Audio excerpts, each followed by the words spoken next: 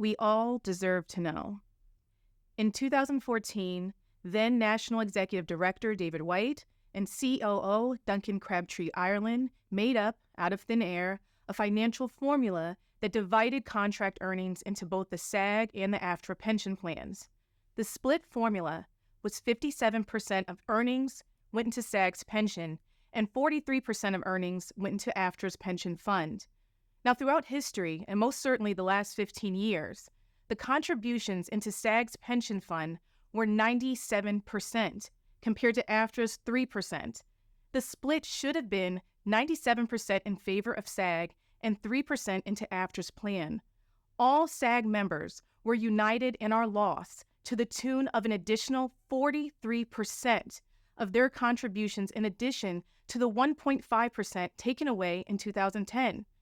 I and my running mate for Secretary-Treasurer, the brilliant Peter Antico, believe this is blatant theft. I believe this act is the most egregious, nefarious behavior committed by our union's executive staff and pension trustees in the last decade, and I'm sure 40-plus years. It calls for a federal investigation. We all deserve to know that our staff's pension cap is $265,000 per year. They can retire after only 20 years of service with a full pension if they reach the age of 55. This is called the Rule of 75. That means reach 55 years of age combined with 20 years of employment. Now, our pension cap as members is a disgraceful $96,000 per year, and we can only earn a full pension at age 65. And if we take an early retirement, guess what? We get penalized 3% for every year before the age of 65. At age 55, members would receive 70% of their pension amount. Staff pension payouts are calculated by using 5 of the best consecutive years of earnings, usually their last 5, which are usually the years they receive the most raises, in my opinion, after hearing and seeing Peter Antico's breakdown of the SAG-AFTRA LM2 financial statements. Member pensions are not calculated using 5 years of our best consecutive earnings.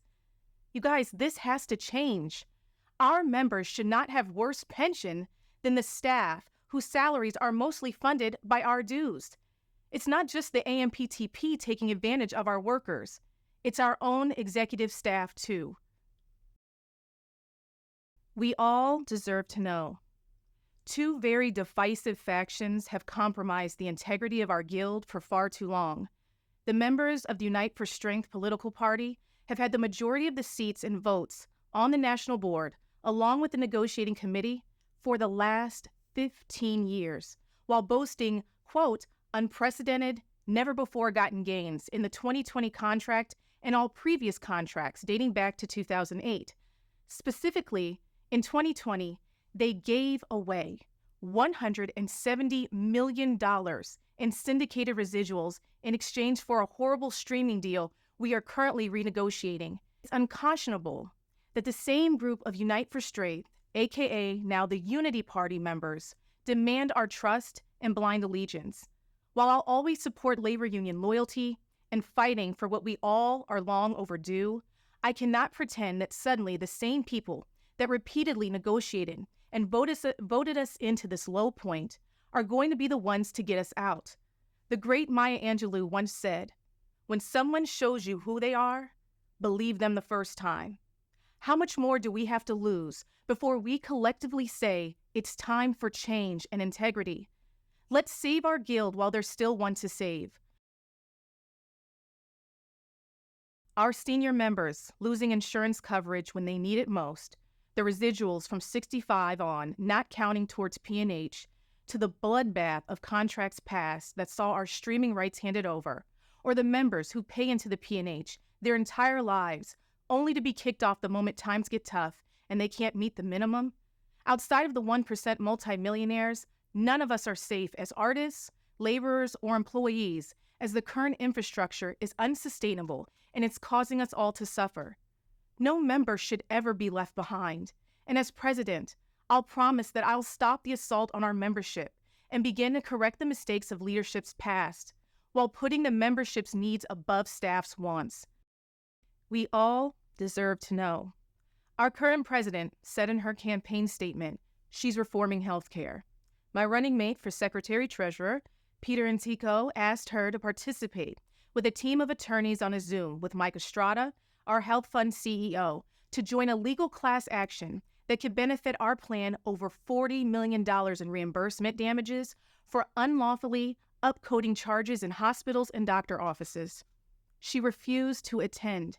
To make matters worse, she also called the lawsuit, spearheaded by Peter Antico and other members, against SAG-AFTRA, naming current NED, Duncan Ireland Crabtree, as a defendant, frivolous and a waste of members' dues.